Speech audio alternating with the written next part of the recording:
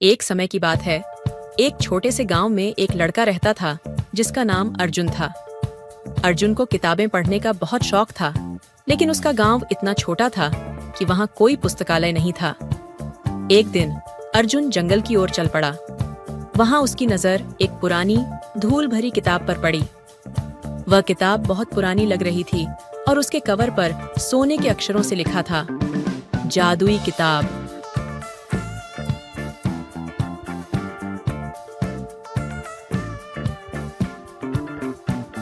जादुई किताब, यह तो मजेदार लगती है। उसने किताब को उठाया और घर ले आया।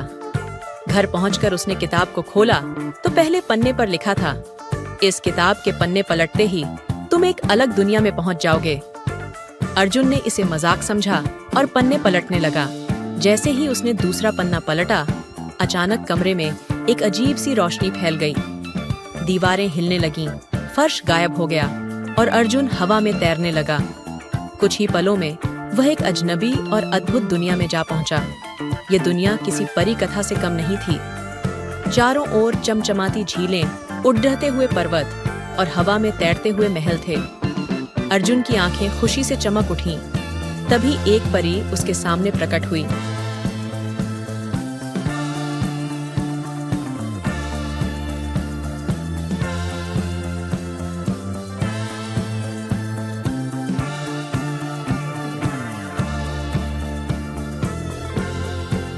तुम इस जादुई किताब के मालिक बन चुके हो।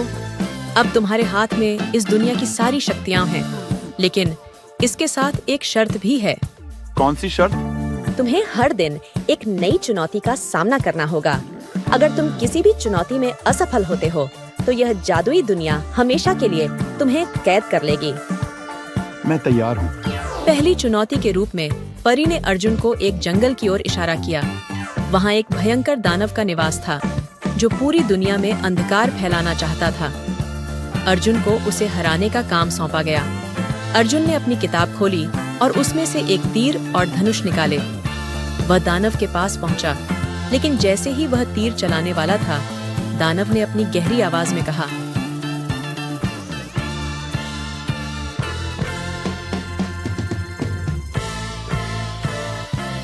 तुम मुझे नहीं हरा सकते। अगर तुमने मुझ पर हमला किया तो तुम्हारी सारी शक्तियां मुझ में समाहित हो जाएंगी।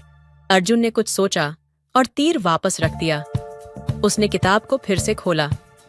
इस बार उसमें एक जादुई मंत्र लिखा था, जिसे पढ़ते ही दानव का आकार धीरे धीरे छोटा होने लगा। कुछ ही क्षणों में दानव एक छोटी सी छींटी में बदल गया। अर्जुन ने उसे एक शीशी में बंद कर दिया और चुनौती को सफलतापूर्वक पूरा किया। परी फिर से प्रकट हुई और मुस्कुराते हुए कहा, तुमने पहली चुनौती पास कर ली, लेकिन आगे की चुनौतियां और भी कठिन होंगी।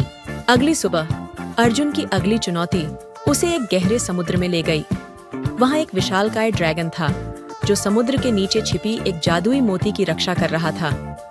अर्जुन को वह मोती लाना था। अर्जुन ने सोचा,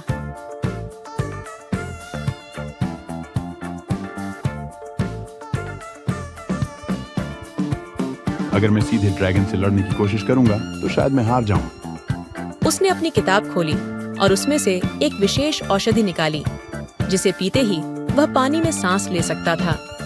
वह पानी में कूद गया और धीरे धीरे समुद्र की गहराई में जाने लगा। वहाँ उसे वह विशालकाय ड्रैगन दिखा। अर्जुन ने उसकी आंखों में देखते हुए कहा, मैं तुमसे लड़ने नहीं आया हूँ। मैं केवल उस मोती को लेने आया हूँ जो इस समुद्र को शुद्ध करता है। यह मोती केवल वही ले सकता है जिसका दिल सच्चा और इरादे नेक हो। मैं केवल इस दुनिया की रक्षा करना चाहता हूँ।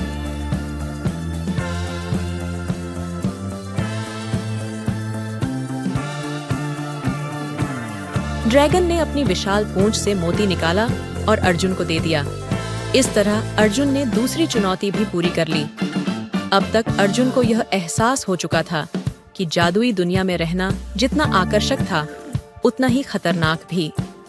हर दिन नई चुनौती उसकी प्रतीक्षा कर रही थी, लेकिन अर्जुन हार मानने वालों में से नहीं था। तीसरी और अंतिम चुनौती सबसे कठिन थी। इस बार परी ने उसे एक दर्पण दिया, जिसमें उसकी खुद की परछाई कैद थी। परछाई ने अर्जुन को चेतावनी दी,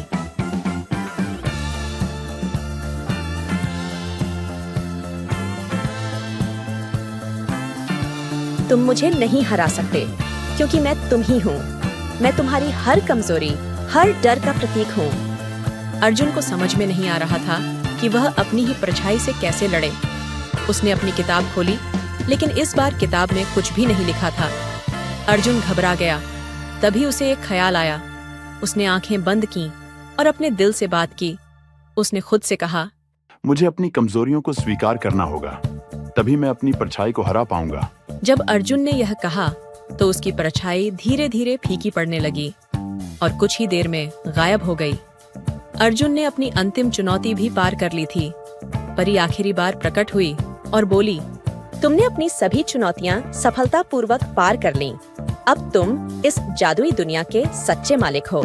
लेकिन याद रखना, असली ताकत दिल और दिमाग की एकता में है, न कि किसी जादुई शक्ति में।